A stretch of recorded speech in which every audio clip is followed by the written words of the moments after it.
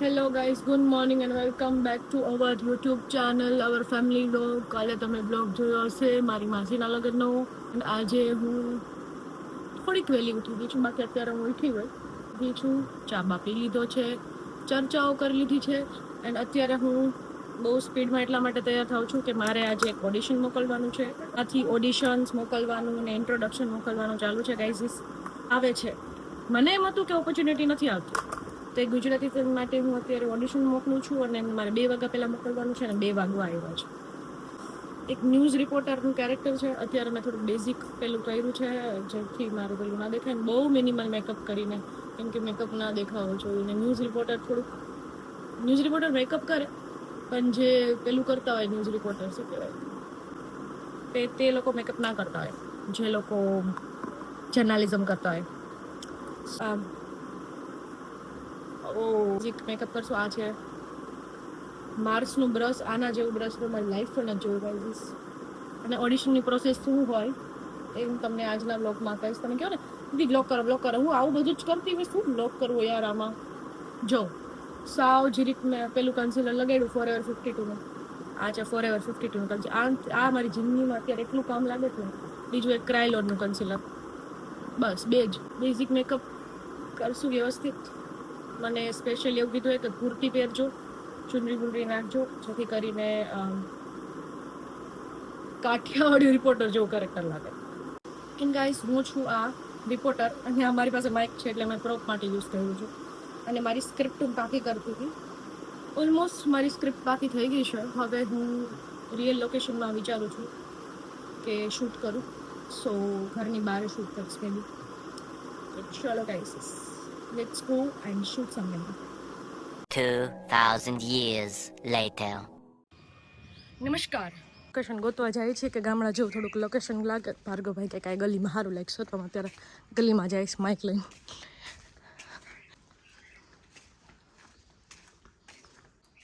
તો છાંયો એમ ને કે એમ થોડી સારું લાગે. નમસ્કાર, હું છું નેહા વાડા અને આ છે અમારું ગામ. પાછું આ છે અમારું પાછું 3 2 1 સ્ટાર્ટ. નમસ્કાર, હું છું નેહા વાડા અને આ છે અમારું ગામ ડુંગરપુર. પાછું. નમસ્કાર, હું છું નેહા વાડા. નમસ્કાર, હું છું નેહા સાથે અને આ છે અમારું ગામ. મોર્નિંગના ફૂલ ખીલે છે પણ લોકો તરસે છે. નેતાઓ કહે. નમસ્કાર, હું છું નેહા વાડા, ન્યૂઝ 18. 2,000 years later. નમસ્કાર, હું છું નેહા વાડા, ન્યૂઝ 18ની સાથે અને આ છે મારું ગામ ડુંગરપુર. અહીંયા વોટ્સઅપમાં રોજ ગુડ મોર્નિંગના ફૂલ ખીલે છે, પણ હકીકતમાં એક ટીપું પાણી માટે પણ લોકો તરસે છે.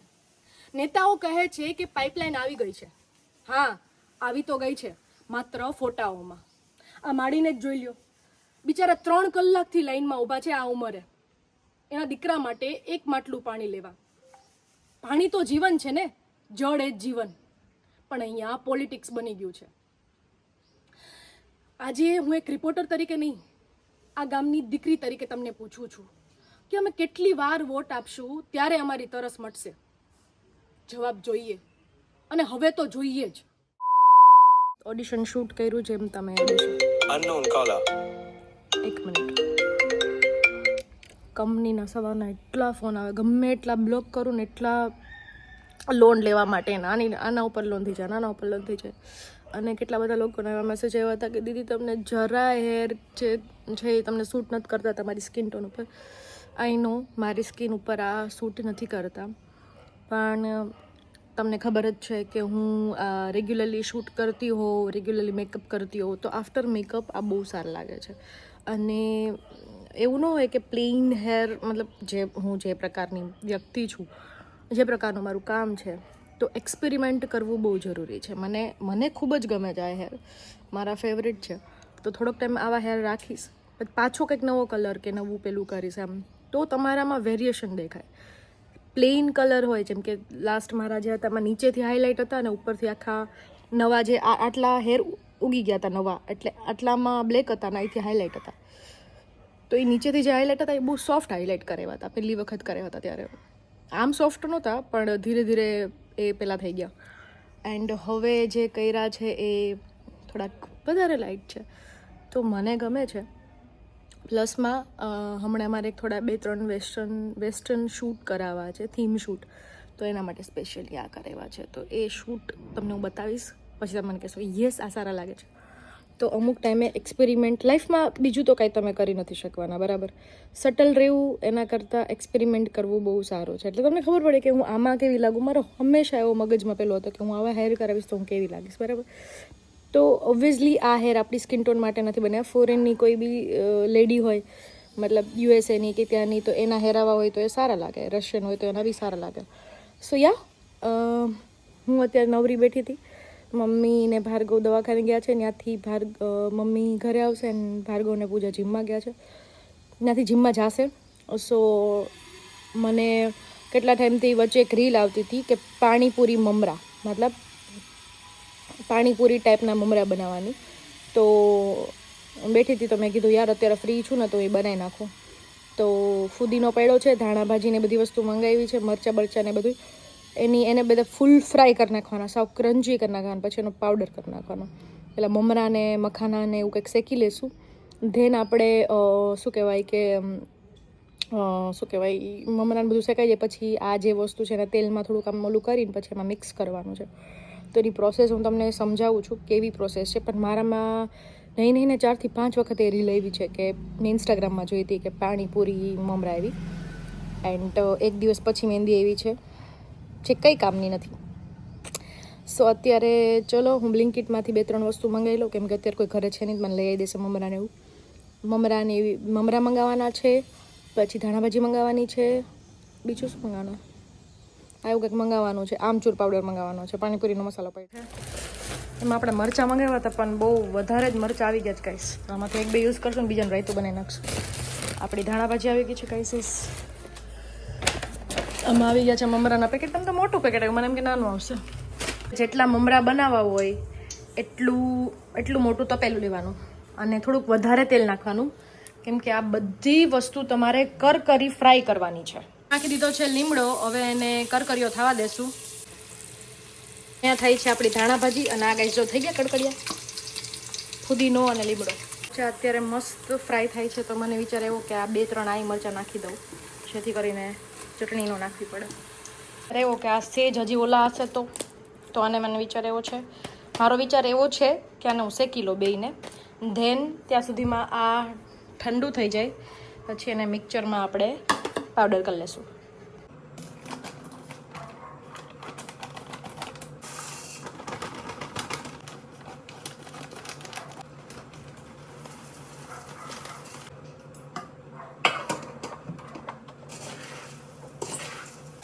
આમાં બંનેઓ મસાલા, આમચૂર પાવડર અને પાણીપુરીનો મસાલો બે થોડો થોડો નાખશું.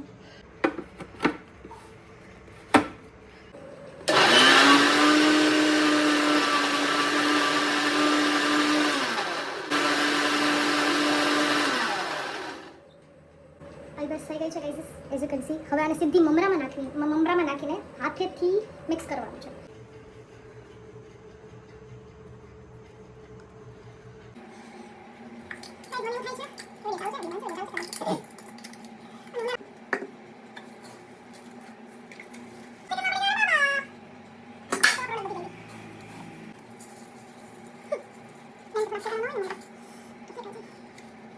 મિક્સ થઈ ગયા છે પણ એક્ઝેક્ટ પાણીપુરીનો હજી સ્વાદ નથી આવતો, કેમ કે મને લાગે છે માથે ને ફુદીનો ઓછો પડ્યો છે. પણ સ્વાદમાં બહુ મસ્ત લાગે છે, મતલબ રેગ્યુલર મમરા કરતાં બહુ સારા લાગે. તો એના માટે હું પાછો થોડોક આ બે મિક્સ કરીશ મસાલો અને પાછો હલાવીને ડબ્બામાં પેક કરી લઈશ. It is yummy guys, it is very very tasty. આમ જો ખાધા પછી જા મસ્ત ખાટો ખાટો સ્વાદ આવે જ ને. વાહ પ્રિયંકા, વાહ વાહ વાહ વાહ, બહુ મસ્ત. બસ બધા ખાઈ જાઓ. પર આપણે પેક કરશું હવે. એ જલ્દી જા, જલ્દી ભાગ ભાગ ભાગ ભાગ. કે તો ખરી ના શું કહેવાનું હે? ફરી ગયો. હેપી બર્થડે કરવા આવ્યો કે? એ હા તો હેન્ડશેક કરવાનું હોય. જા જે હેપી બર્થડે હેપી બર્થડે નાના કે તો હેપી બર્થડે એમાં હું થેન્ક યુ બેટા થેન્ક યુ હાલો શિવો તું ચપ્પલ વગર નો આવેસ ને તો જો નાની હું મોકલું હું મોકલું છે હું લઈ આવ્યા જો શિવ તો થઈ ગયા ચપ્પલ વાવ કોણ લેવું શિવો મારે નાની લઈ આવે કાઈ વાંધો નહીં ભલે ના આવતો શિવ કોણ લઈ આવ્યું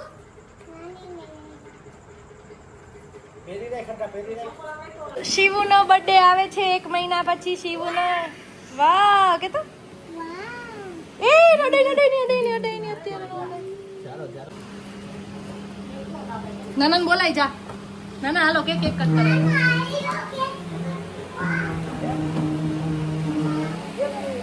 કેક કટ કરવા હાલો એમ કેસ નાના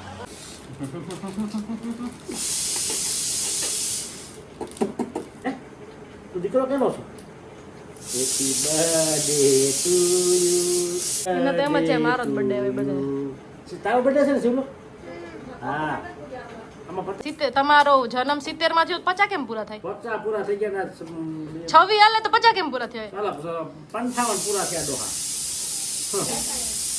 એમ નહીં તો પછી એમ ઓલો આંકડો નો થાય ને 56 છે ચાલુ થઈ ગયા હેપી હાલો birthday happy birthday to you happy birthday to you happy birthday dear પપ્પા હેપી બર્થડે ટુ યુ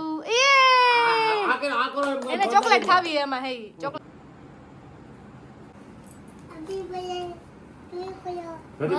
કરી લીધું હવે બસ હવે happy birthday to you to you happy birthday to you happy birthday to you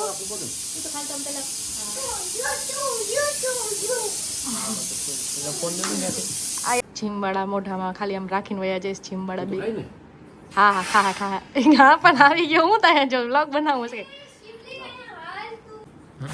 લાવ હું કરી દઉં હેપી બર્થડે બધા કરી લીધું હવે ન હોય હવે જ ન રાખે બરે રહેજો પપ્પા રહેજો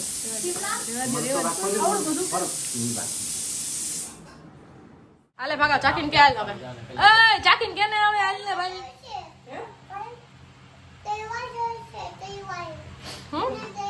તલવાર જોઈએ કોને મારી કોને મારવી એ તું ચક્કા ચાકીને કે ને યાર હવે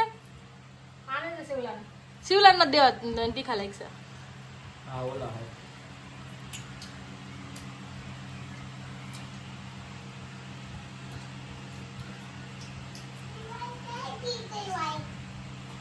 કેવા લાગે થોડાક નહીં ખાવ કેવા લાગે થોડાક જ જોઈએ છે એટલા બધા નહોતી ખાવ યાર તો સ્વાદ નહીં આવે, થોડાક વધારે લે તો સ્વાદ આવશે. હાલ લે હાલ ખાતો તો હાલ આયા ખાવે કપડા ખરાબ કરવા કેવા લાગે? કેવો વિનાશ? કેવો વિના? તીખું લાગે ને હા ભાઈ બહુ તીખું ખતરનાક લાગે. તો આ કેવી રીતે બનાવે ખબર? આ મરી નાખી એમાં મરી કાંઈ નથી નહીં, એક મરીનો દાણો નથી. મરીનો પાવડર નાખ્યો તો ગાઈસ એ વ્લોગ જોયો જ છે, મરી નથી નાખી. એની અંદર હું નાખ્યું છે ખબર? ધાણા ભાજી, ફુદીનો, મીઠો લીમડો, એ બધા એને ફૂલ ફ્રાય કર્યું, એને કડકડિયા કર્યા, અને પછી એનો પાવડર અને લાલ મરચા. તીખું લાગે લાલ મરચા લાલ મરચા અને લીલા મરચા હે ને ફૂલ ફ્રાય કરી અને એનો ભૂકો કર્યો હે, ઈ નાખ્યું હે આમાં. કયું તીખું લાગે તો તમે બે કેરી ખાવસ ને એટલે વધારે તીખું લાગ્યું. તને ખબર છે આમ બે કેરી ખાય તોય તેમ ચખાડે અને ચખડ અમાર ગાઈઝીસ ને તો કેવું કે કેવો સ્વાદ હે, તમને મને હારા લાગ્યા ખાટા મીઠા મસ્ત બન્યા ભાઈ રાઈતે આપણે ખાતા હોય ત્યારે શું કરવાનું? ત્યારે તમને એટલા તીખા ન લાગે ત્યારે તમે કેરી ખાઈને બેઠા ને, મીઠી કેરી ખાઈને બેઠા ને એટલે. અને રોજની સાંજ અમારી રોજ આવી રીતે મસ્ત. આ સોફા લીધા ગાઈઝ, એ તમે જૂના સોફા છે પણ લાકડાના હતા એટલે મમ્મીને બહુ ગમ્યા એટલે સોફા લીધા છે. એની ઉપરની ગાદી છે પણ એના કવર બનાવવાના બાકી છે. અને રોજ સાંજે આવી રીતે હિંચકે બેસવાની બહુ મજા આવે. મમ્મી શિવલુને બહાર હલાવવા લઈ ગયા છે એટલે એ હમણાં આવશે એટલે અહીંયા ખાટલો બાટલો બધું નાખ્યું છે. અહીંયા તમે જોયું ખાટલો ને બધું છે ચેરને. તો આ લાઇટ બંધ કરીને પછી આ પંખો સામે ચાલુ છે. Just middle class thing. Table પંખો ચાલુ હોય અને નિરાતે બેસવાનું, ટેબલ પંખો ચાલુ હોય ને જમવાનું. તો ખબર નહીં આવો ટાઈમ પાછો આવશે કે નહીં. હવે મેં બહુ મતલબ ખબર છે કે શું કહેવાય કે જે વસ્તુ જીવનમાં થાય છે તમને દુઃખ આપે છે અને એનું તમે ટેન્શન પણ લ્યો છો. એક ટાઈમ સુધી એનું ટેન્શન લેવું ઓલું બી છે કે ચલો વાંધો નહીં, અને થાય જ. તમે ગમે એટલું કહો કે ના લેવાનું, આ થાય જ કે ભાઈ એનું ટેન્શન તમને થાય જ. પણ એક ટાઈમ પછી તમે એને મૂકી દો. કેમ કે આ જે અત્યારે હું જે જીવું છું, જે સમય મારી બેનનો છોકરો હમણાં 3 વર્ષનો થઈ જશે 6 મહિનાની 6 તારીખે, અને હું જ્યાં ત્યારથી વ્લોગ બનાવું છું જ્યારે શિવ હતોય નહીં. અને તમે શિવને મોટો થતા જોયો છે એટલે ઇટ્સ બીન વેરી લોંગ એમ. એક દિવસના મેં વ્લોગ બનાવ્યા છે, એક દિવસની મારી પાસે મેમરી છે. તો એ સમય જતો રહ્યો. અત્યારે શિવ 3 વર્ષનો છે, કાલે 5 વર્ષનો થઈ જશે, પછી મોટો થઈ જશે. તો અત્યારે એની સાથે ટાઈમ સ્પેન્ડ કરવો, એની સાથે રમવું કરવું, એ જ્યાં સુધી મોટો નથી થતો ત્યાં સુધી એ બધી વસ્તુ બહુ મજાની છે. જો આવ્યો, હાય કહી દે. શું લઈને આવ્યો તું? ચૂપ ખાઈ જ ભાઈ, મમ્માને કહી દો હમણાં તું જો. અને શિવ આજે એમ કેટલી બધી કેલી ગાધી માં દીકાએ, મીઠી મીઠી ખીચલી ગાધી માં દીકાએ. અને એવું કે મારા દીકાને તો એવો દાંત કાઢે. તો આ સમય બહુ બ્યુટીફુલ છે. Leave it guys. અત્યારે અત્યારે જે ચાલે છે એ અત્યારે જ જીવો. એન્ડ આ તો આજનું મસ્ત આપણી વાતચીત. આ વ્લોગમાં આટલું જ. મળીએ ત્યાં સુધી નવા વ્લોગની સાથે. Tata, bye bye, love you. ખુશ રહો, ખુશ રાખો અને ફેમિલી સાથે રહો. શિવલો જો ભાવબેન, આ શિવલો જો પડ્યો. સમજો શિવલો જોવો હોય તો. શું કરસ તું? હે શું કરસ તું?